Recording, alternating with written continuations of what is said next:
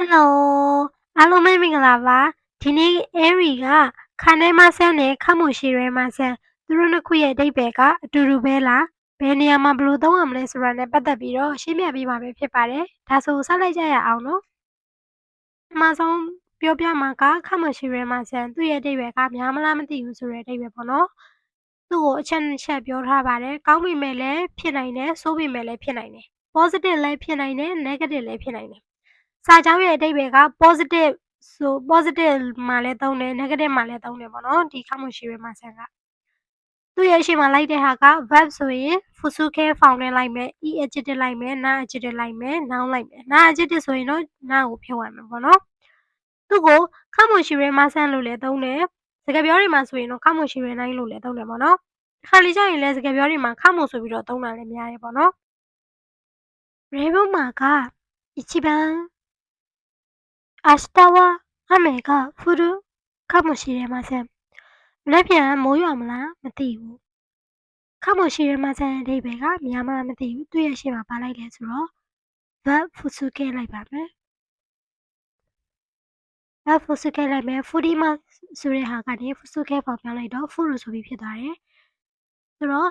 asta wa ame ga furu ခတ်မှုရှိရဲမဆန်းမနက်ဖြန်မိုးရွာမလားမသိဘူးဆိုတဲ့အဓိပ္ပာယ်လိုမျိုးဖြစ်သွားတယ်ပေါ့နော်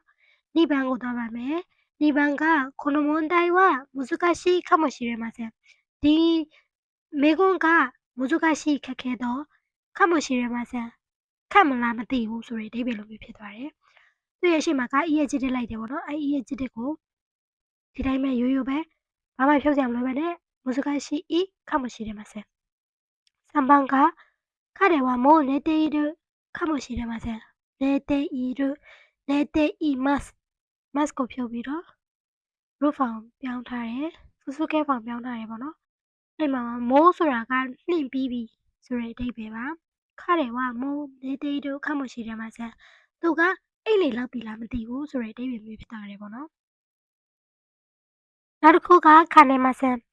ခါနေမဆန်ကိုမြန်မာလိုပြန်လိုက်တယ်နိုင်တယ်ဆိုပြီးတော့မြန်မာလိုပြန်လိုက်တယ်ပေါ့နော်အဓိပ္ပာယ်ကမြန်မာလိုနိုင်တယ်ဆိုပြီးတော့ပြန်လိုက်ပါတယ်သူ့မှာကနှစ်ခုရှိတယ်စိုးကျိုးတွေဖြစ်နိုင်တာကိုသတိပေးခြင်းတဲ့အခါတွေမှာသုံးတယ်ဒုတိယတစ်ခုက negative side တွေမှာအသုံးများတယ်စိုးကျိုးတွေဖြစ်နိုင်တာကိုသတိပေးခြင်းတဲ့အခါစိုးကျိုးတွေကိုဖြစ်နိုင်တာကိုသတိပေးခြင်းတဲ့အခါမှာသုံးတယ်နောက်တစ်ခုက negative side တွေမှာအသုံးများတယ်ရှေ့ကပြောခဲ့တဲ့ခတ်မရှိရဲမှာဆက်ကြတော့ positive လည်းလိုက်တယ် negative လည်းလိုက်တယ်ဒီခတ်ထဲမှာဆက်ကြတော့စိုးကျိုးတွေကိုသတိပေးခြင်းတဲ့အခါမှာသုံးတယ် negative side တွေမှာအသုံးများတယ်သူ့ရဲ့ရှေ့မှာပါလိုက်လဲဆိုတော့ verb mass form mass form မှာ mass ကိုဖြုတ်ပြီးတော့ဘာ form မှမပြောင်းဘဲနဲ့အဲ့ဒီ mass ကိုဖြုတ်ထားတဲ့ form အတိုင်းပဲလိုက်တယ်ပေါ့နော်ခါနေမဆန်းလို့လည်းသုံးတယ်ခါနေနိုင်ဆိုပြီးတော့လည်းသုံးတယ်ပေါ့နော်ဒဲဘုံကိုဆက်သွားပါမယ်デボン一番が間違った性を広めると大きな問題になりかねません。သတင်းအမှားတွေကိုဖြန့်ရင်ပြဿနာအကြီးကြီးဖြစ်နိုင်တယ်။間違ったသတင်းမှားယွင်းတယ်ပေါ့နော်။セーフသတင်းを広めるとဖြန့်ရင်သတင်းအမှားတွေကိုဖြန့်ရင်大きな問題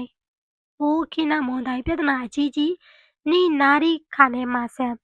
ဖြစ်နိုင်ပါတယ်ခါနဲမဆန်ဖြစ်နိုင်တယ်နိုင်တယ်ဆိုပြီးဘာသာပြန်ထားတယ်သူ့ရဲ့ရှေ့မှာနိနာရီမတ်ကိုဖြုတ်ပြီးတော့နိနာရီပဲလိုက်သွားတယ်ပေါ့နော်မွန်နိုင်နိနာရီခါနဲမဆန်ပြဿနာအကြီးကြီးဖြစ်နိုင်ပါတယ်နေပါအောင်ဆက်သွားမယ်しっかり勉強しないと試験に落ちかねませんしっかりတည်တည်ချာချာ勉強しないとစာမလုပ်ဘူးဆိုရင်စာသေချာမလုပ်ဘူးဆိုရင်試験にစာမေးပွဲမှာ落ちかねません落ちますကြသည် mass ကိုဖြုတ်ပြီးတော့落ちかねませんကြနိုင်တယ်ဆိုပြီးတော့ပြောလိုက်တယ်နော်ဆက်မဆက်သွားမယ်そんなにスピードを出すとအဲ့ဒီလောက်ထိအရှိန်အရမ်းပြင်းပြင်းမောင်းနေမယ်ဆိုရင် speed ကိုဒါရှိမှဆိုတာကအရှိန်ပြင်းပြင်းထုတ်တာပေါ့နော်ဆိုတော့ ကြည်လျော်ဘာသာပြန်ရင်စွန်းနာနီစပီဒိုဒါဆိုတော့အဲ့လောက်ရမ်းမောင်းနေမယ်ဆိုရင်ဂျီကို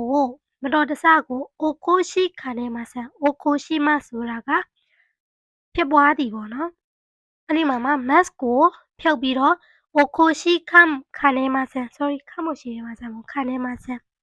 နော်စွန်းနာနီအဲ့ဒီလောက်ထိ speed ကိုဒါဆိုတော့ဂျီကိုအိုကိုရှိခံနေမှာဆန်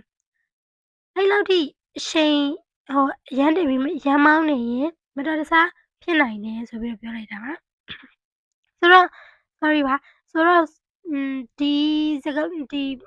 Raymond တွေကိုကြည့်လိုက်မယ်ဆိုရင်大きな問題になりかねません。危険に陥りかねません。事故を起こしかねません。အဲ့လိုမျိုး negative သဘော site တွေမှာဒီခံနေမှဆန်အသုံးများတယ်ဆိုတာကိုပြောပြချင်ပါတယ်။အချင်းချုပ်အနေနဲ့အလွယ်မှန်နည်းလေးပြပြပေးပါမယ်။ခမိုရှိရဲမဆန်နဲ့ခံနေမှဆန်ဆိုတော့ခမိုရှိရဲမဆန်ကိုအရှိမမြန်မာလိုမှတ်ထားတာကညာမလားမသိဘူးဆိုပြီးမှတ်ထားတယ် maybe ပေါ့နော်ဖြစ်နိုင်တယ်ဆိုတဲ့အဓိပ္ပာယ်ပါဆိုတော့ခမိုရှိရဲမဆန်ကိုဒီမှာ maybe ဆိုပြီးတော့မှတ်လိုက်တယ်သူကကြတော့အကောင်းဆုံးတစ်မျိုးလုံးသုံးတယ်ခန္ဓာမဆန်က negative ကိုပဲသုံးတယ်ဆိုရမှုအန်တီရဲ့သတိပေးတဲ့အခါမှာသုံးတယ်ဆိုတော့ခမိုရှိရဲမဆန်မှာဒီမှာမိုးလေးပါရင်နော်မိုးဒီမှာ m ပါတယ်မလားအဲ့ဒါဆိုရင်ခမိုရှိရဲမဆန်ဆိုရင် maybe ဆိုပြီးတော့မှတ်ထားလိုက်ပါသူကလည်း may ဆို m နဲ့စတယ်လေနော်မိုး may ခမိုရှိရဲမဆန် maybe ခန္ဓာမဆန် negative ခန္ဓာမဆန်နဲပါတယ်မလားအနီးနဲဆိုတော့ဒီမှာ negative အဲ့လိုအလွယ်မှတ်လို့ရပါတယ်မိုးဆိုရင် maybe နဲဆိုရင် negative အဲ့လိုမှတ်ထားလိုက်ပါဆိုတော့ဒီအလွယ်မှတ်နည်းလေးသိတယ်ဆိုရင်မရောတော့ပါဘူးပေါ့နော်မိကုန်းတွေဖြေတဲ့အခါမှာလည်းလွယ်ကူဆုံးနဲ့ဖြေနိုင်သွားမယ်လို့ထင်ပါတယ်အဲ့တော့ဒီနေ့အဲ့ဒီရှင်းပြသွားတဲ့ခန္ဓာမဆန်နဲ့ခမိုရှိရမဆန်သုံးပုံသုံးနည်းကိုနားလည်မယ်လို့ထင်ပါတယ်ဆိုတော့ challenge လေးတစ်ခုပေးမယ်ပေါ့နော်။ Eric ကဒီ A နဲ့ B မှာမြန်မာလိုလေးရေးပေးထားတယ်။စာကြောင်းကိုမင်းနာဆန်တို့ကဂျပန်လိုလေးပြန်ရေးပြီးတော့အဲ့ဒီစာကြောင်းမှာခါတဲ့မှာဆန်သုံးရမလားခမိုရှိရမှာဆန်သုံးရမလားအဲ့ဒါကိုသုံးပြီးတော့ comment လေးမှန်းခဲ့ပေးပါ။ Eric ကcomment လေးနဲ့ပြန်ပြီးတော့ပြန်ဖြေပေးပါမယ်။ဆိုတော့အားလုံးပဲနောက်ထပ်ဗီဒီယိုဒီမှာထပ်တွေ့ပါမယ်။ Bye bye